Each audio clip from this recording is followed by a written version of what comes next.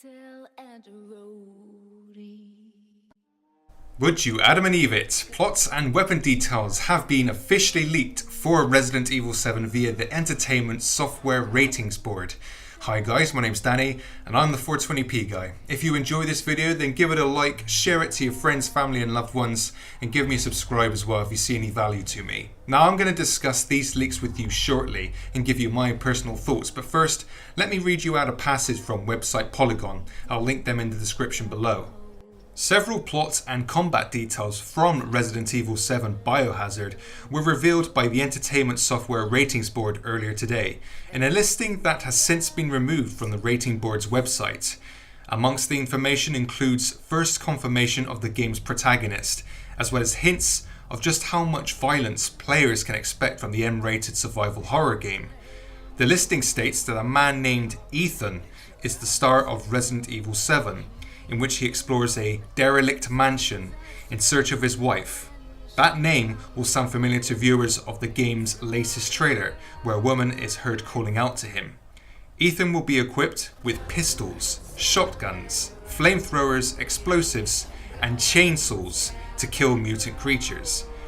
These contribute to what sound like one of the goriest Resident Evil games ever. Chainsaws can be seen hacking off limbs, and dismembered bodies are strewn around various areas.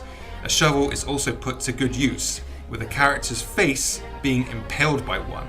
So is there something that we can piece together using these bits of information that were leaked by the ESRB? Well, I'm not too sure, but something that I kind of theorized, nothing really too big, but the latest trailer being found footage. Is this something that we're going to be playing at the very beginning of the game to set the stage and tone?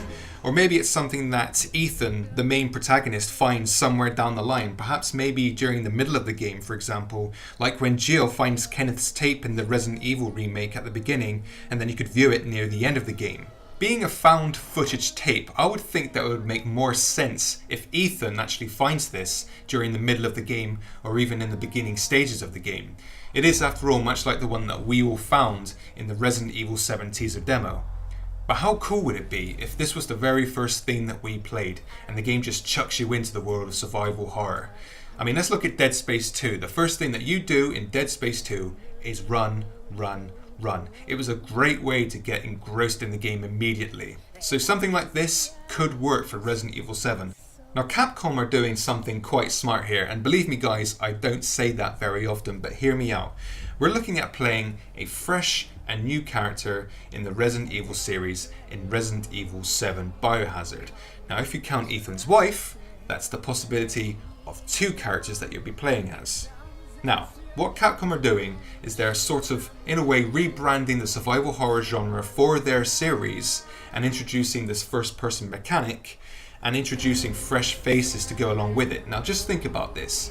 If it was first person perspective for the very first time and you were playing as someone familiar to the series, let's say Chris or Jill, then that would feel more alien, I believe. So with the fresh new faces, I think it's a good point of making the game new, fresh, but familiar in a way. Now we've not seen too much in terms of familiarity here, but I'm pretty sure that once the game releases more footage, you may see clearer my point on this.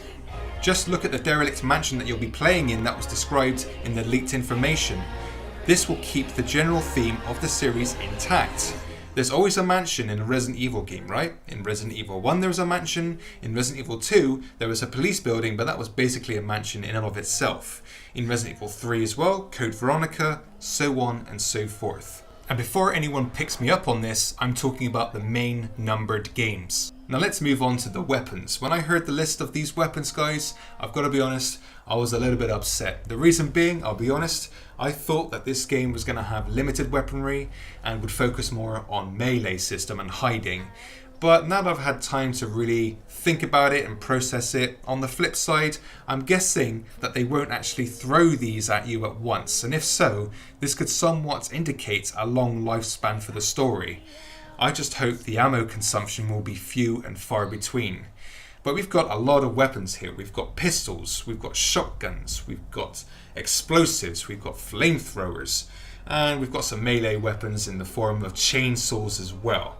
This Sounds interesting, and the more that I think about it, as long as they really string these weapons out and there really is not much ammo consumption, then I think that this could work and maybe ease the tension like in Alien Isolation, where you were constantly hiding, but when you had that flamethrower, you were a fucking badass. So that's your news update and my thoughts on Resident Evil 7 Biohazard and these new pieces of information, guys. Let me know what you think down below in terms of these new pieces of information, and also how you feel about the game in general. This game is still divided amongst Resident Evil fans, so we'll see how it goes when more information is released.